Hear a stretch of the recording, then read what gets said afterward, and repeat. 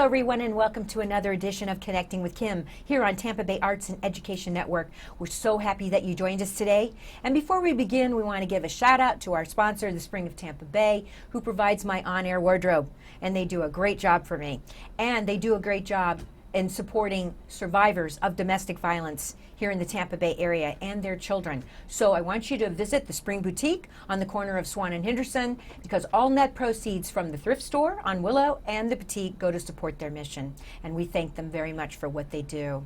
You can also catch the audio of our show on Sun Radio 96.3 FM in Sun City Center and on your favorite streaming platform, in addition to TVAA.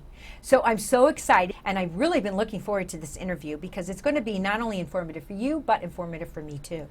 And that's always a win-win. So without further ado, let me introduce my guest, Mr. Ernest Coney Jr., who is the President and CEO of the Corporation to Develop Communities. Welcome to Connecting with Kim. Thank you, Kim. It's so exciting to be here. Thank you for the invite. Oh, my pleasure. So before we get started, everyone who watches my show knows that I always give everyone a chance to share as much as they want about their life journey, and that will bring us to the point that we're here today to talk about the CDC. So take it away. Yeah, so really exciting. So one, I'm a true Tampanian. Yes. I was born here in Tampa, of course, third generation Tampanians. And when I look at my life, a lot of the things that I learned over my lifetime, I also put into practice with the CDC of Tampa. So I grew up in Osmar, right? Went to a private school, really had great diversity, so we're able to really communicate and connect with a lot of different people. And I love horses. I'm a country boy at heart, right? So growing up there was really tremendous for me. It really helped prepare me for life. And then I went to Jefferson High School, which is, of course, is a public school. So that was my first transition to a public school. And did really well there, played football, ran track, all those great things. And then had the opportunity to go to Dartmouth College for undergrad, which really helped to really open me up and provide all types of opportunities.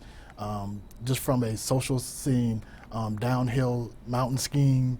Yeah, because you're up north, right? Up north, right? Yeah. So when I used to look at people at the negative 20 degrees below zero and laugh about it, I never knew that I would be there as well. But it was a great and tremendous honor as well as opportunity to really get connected with people from all around.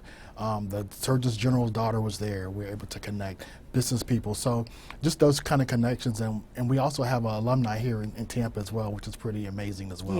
Yeah.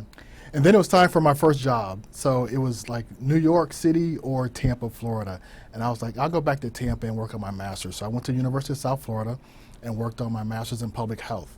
I've always been interested in medicine in some form or another. So I decided to go on the business side of medicine. So from there I graduated and did physician management practices, then did actuarial work for United Health Group and WellCare, and helped WellCare grow to its first $1 billion. Wow. So that was a really exciting time. And then later on in life, my mother retired.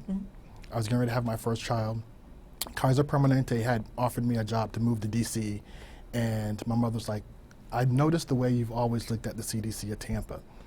Would you consider coming on as the COO? And the previous COO became the CEO and did an interview, and it was just amazing transference of jobs and just having something that really I can pour my passion into instead of just a regular everyday job. It really was a job of passion. Right. Oh my goodness, what a beautiful, wonderful life journey. And it's so funny that you bring up Jefferson High School, because we just featured on Connecting with Kim the Maritime Academy to help the Port of Tampa Bay that is at Jefferson High School. Yes. So that was a really great interview. Okay, so you started out in the country, then you went up north. That's a whole nother experience up there. Came back, and now, so you started at the CDC. So why don't we help everybody understand, what does the Corporation to Develop Communities, what is their mission? Yeah, so oftentimes people hear the term CDC and they think the Center for Disease Control, there right? You go. So oftentimes when I'm on a plane and I have my shirt on, everyone really looks, I'm like, no, it's okay, everything's gonna be okay, right? They want to discuss the pandemic with you, right? Exactly, like, should I be on the plane right now? But really, it's a community corporation development, right? It's really about how do we build communities, right? That's what we really focus on.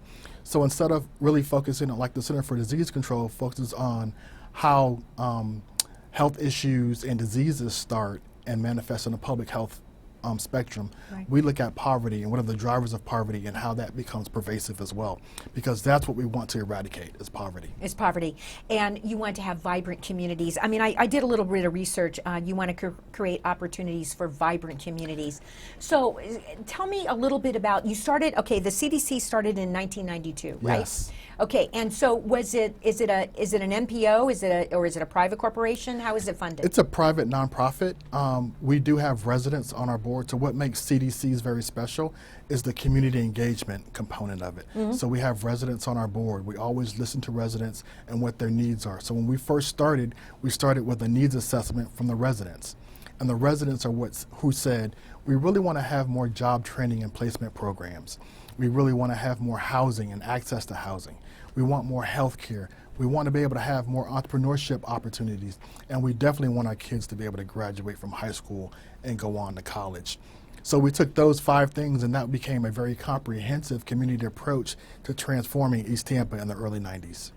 Okay, so you started out in East Tampa, but now are you across the Tampa Bay area? Yeah, so the great thing is that some of the models that we were able to facilitate really are replicable, right? Right. So if you can help residents get trained so they can have higher incomes, up skills, start jobs, start their own companies, able to afford their own home, then other communities begin to call us as well. So we do work throughout the greater Tampa Bay area, from Pasco Hernando to the north, Sarasota Manatee to the south, and from Pinellas over to Polk County as well. Wow, that is a very big territory to cover. Yes. So I imagine that in this this mission to create these vibrant communities and to eradicate poverty and offer opportunity, you're working with many other organizations and government entities. Am I right about that? You're exactly right. And that's the only way we can really get to scale and impact, right? So no one organization can do everything, right? Right. So we partner with everyone from the school district. So when we went to go talk with the school district, we were finding their pressure points, right? So when we first started, our kids in our community were being bused at 32 different schools. And you wonder why kids are failing. It's because their parents are not engaged. Right. They're having to wake up 5 o'clock in the morning to get on the bus to be to school. So we really talked about how we build community schools. And now our goal is to work with the school district to have a 90% placement rate or graduation rate for their kids graduating from high school. In the early 90s when we first started, can you imagine only 40% of our kids graduated from high school? That's a cycle of poverty. So how we had to partner with the school district, partner with the community, families, churches, everyone who could listen, right? Right. The county, the city, but that's what it's really about, is this private-public partnerships that really drive success. You know, I grew up in a time where everybody went to neighborhood schools, and I grew up in the Midwest, and I was near Fort Benjamin Harrison. So I had in my school a lot of diversity, Right. because people were stationed, their families were there, primarily at that time it was the men, because there wasn't that much women in the armed services, but they were stationed there. And so I grew up from the time I started kindergarten with you know, a completely diverse set of kids going to school, but it was neighborhood schools. Right. And because I believe that the value of education begins at home. If there's no value on education at home, Exactly. you could preach all you want, but Exactly. And the fabric of America really is about neighbors, right? it is. So that's why we took a very comprehensive approach. So can you imagine kids growing up together in the homes, in the neighborhoods?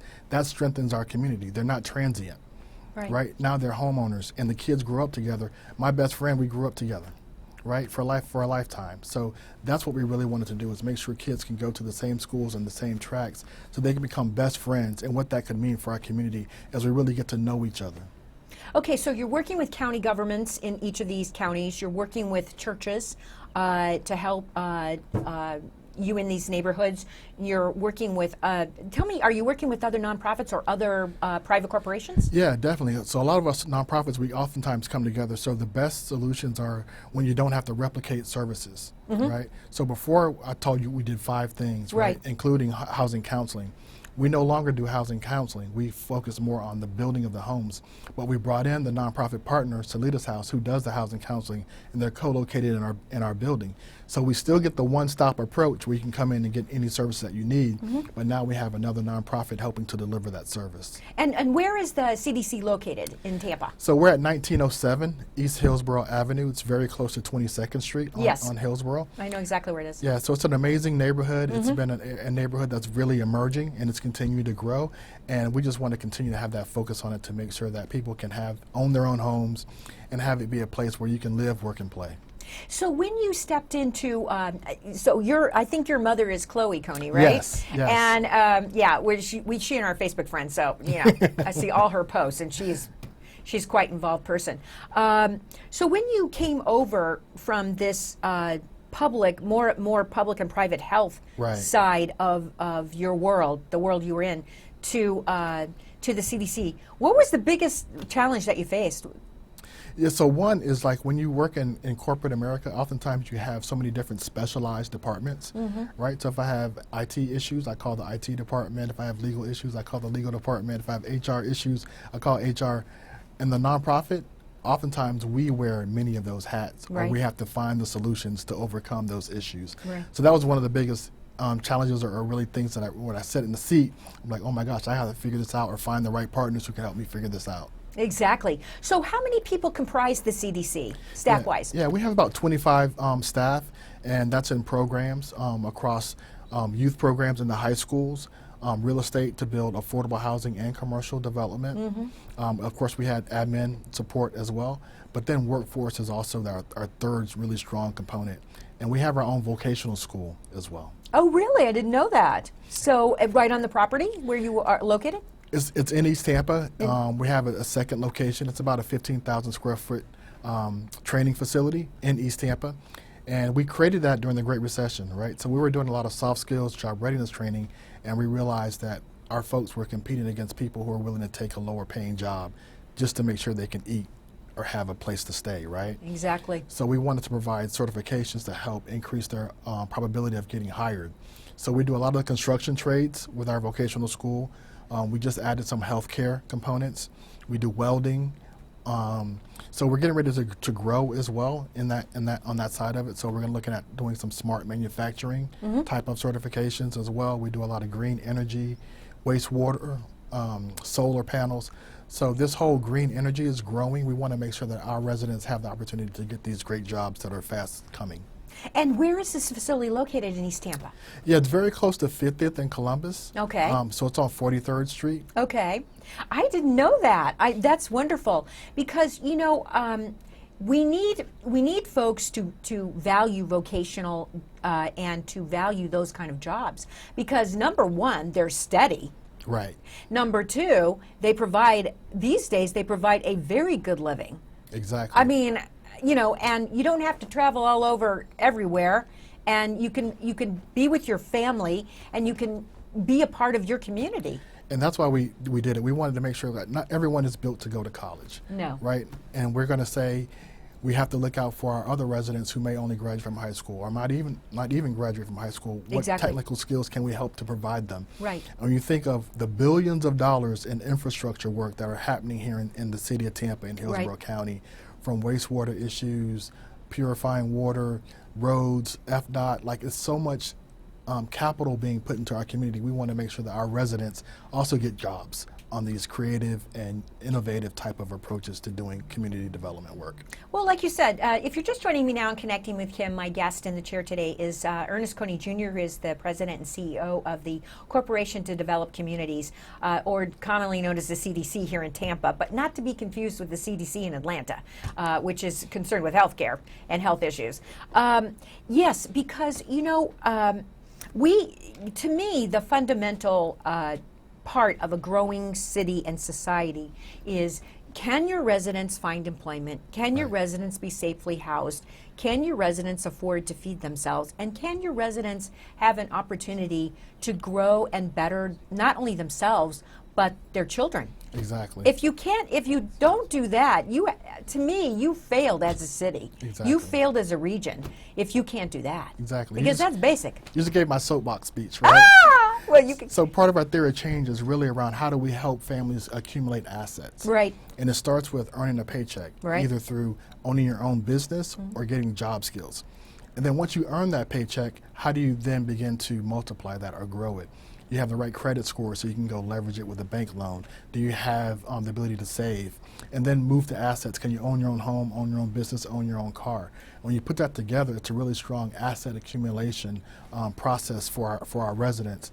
And we want the city and others to really embrace that approach. Absolutely. Right? Because, I mean, I grew up in a time where that, and I think you did too, where, although I'm sure you're a little bit younger than me, but I grew up in a time where that is how families built wealth, is they owned their own home, they owned their own transportation, they had savings accounts, they had a way to build wealth and better themselves. If you rent, the only thing you're bettering is the landlord. Exactly.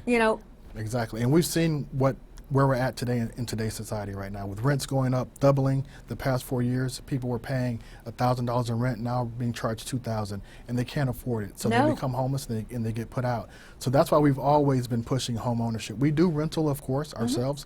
We have not raised rents. Right. We're built different than others. Yeah. But home ownership is the fabric that really saves our community and helps to build that generational wealth that you can pass down from generation to generation. So you talked about how when you made the switch from private industry to the to a nonprofit at the CDC, how you understood it takes a different set of skills, Right. And you have to be more of a jack of all trades, right? Yes. I mean, you have to. And so, what would you say since you came on board? And what year was that? I came on in 2006. 2006. Yeah. So what would you say since 2006 is the greatest accomplishment that you have so far? Because you have many more to come. Oh my gosh. So What are you most proud of? I really like the vocational school that we're able to create and come to fruition.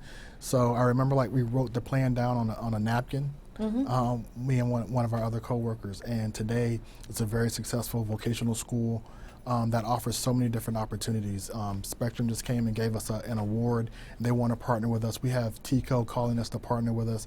We have all the hospitals wanting to partner with us. So it's been an amazing journey in that we no longer have to kind of stand on the soapbox and say, how do we help people?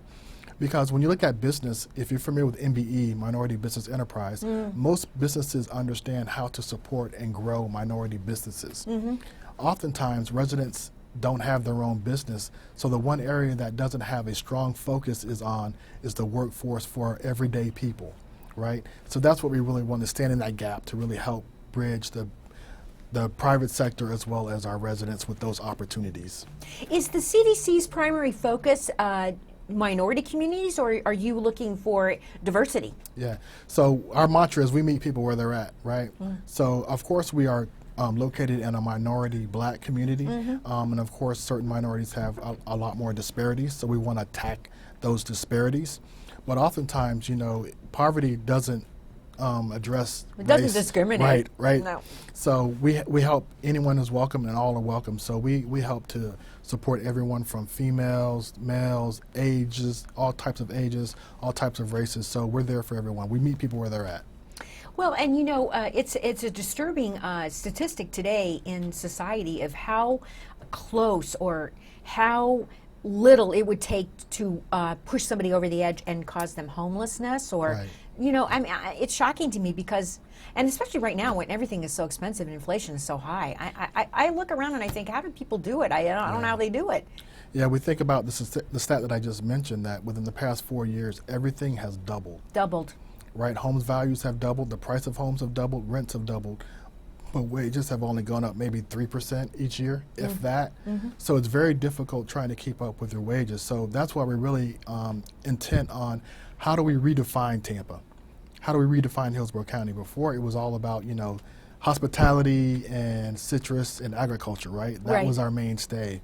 Those salaries aren't able to keep up with where we're going. So we have to retrain and reskill our folks. Finance, healthcare, smart manufacturing, those types of things provide the salaries that you can support your family and be a very proud resident of Tampa. And benefits, because that's equally, a lot of people, they or their family encounters one serious health issue, And that's it. They're that's- blown out of the water. Exactly. Because even if they have coverage of some sort, the part they have to make up, they can't afford it. Exactly. And we think about like some of the barriers, right? So you think about a person in poverty.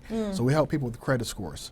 Just think about a person who's poor and has a lower credit score. They're going to end up paying $250,000 over their lifetime just because of the higher interest rates. Right. What could they have done with that $250,000? A lot. Right? A lot. Exactly. So since you came on board, you've talked about one accomplishment you're very proud of, which is the vocational school, and I'm proud and happy for you.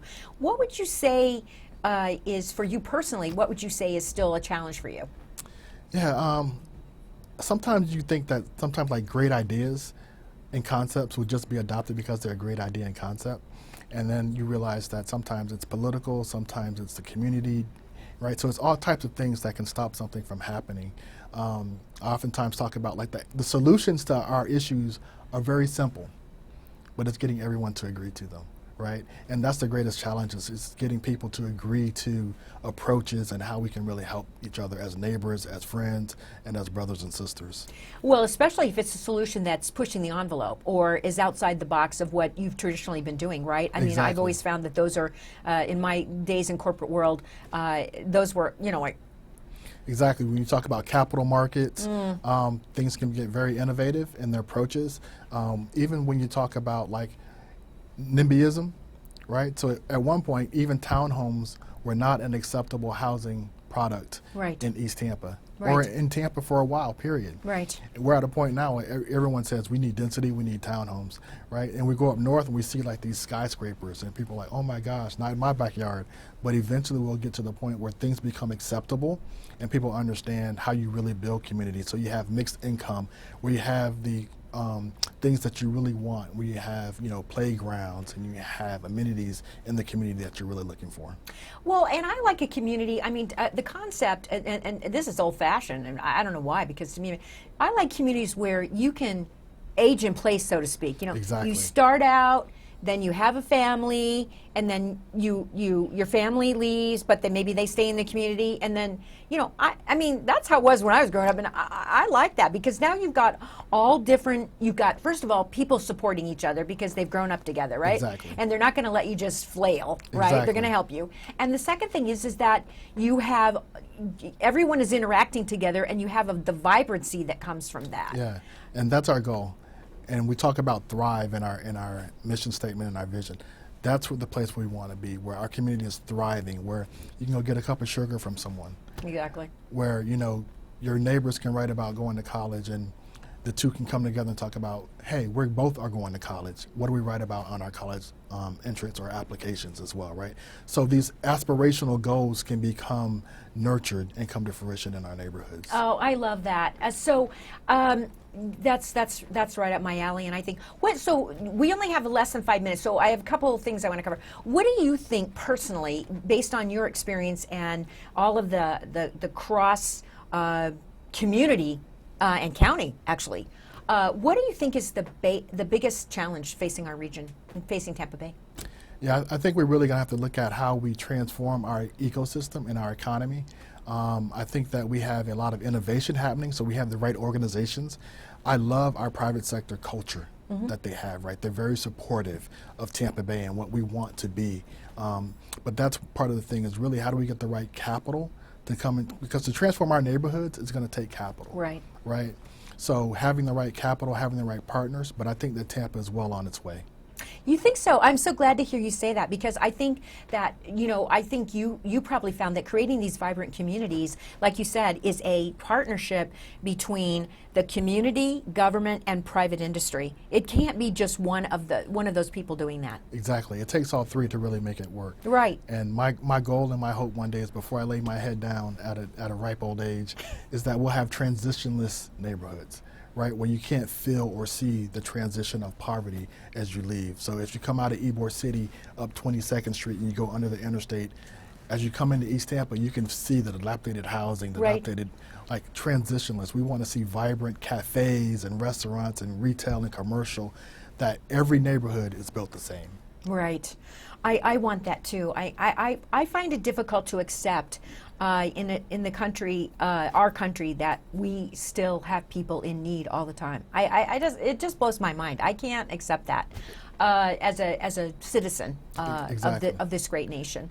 So we only have a couple minutes left. So I always like to give my nonprofits an opportunity to speak directly into their camera and share with our listening and watching audience any message that they would like to impart or leave with the community that's watching us. So.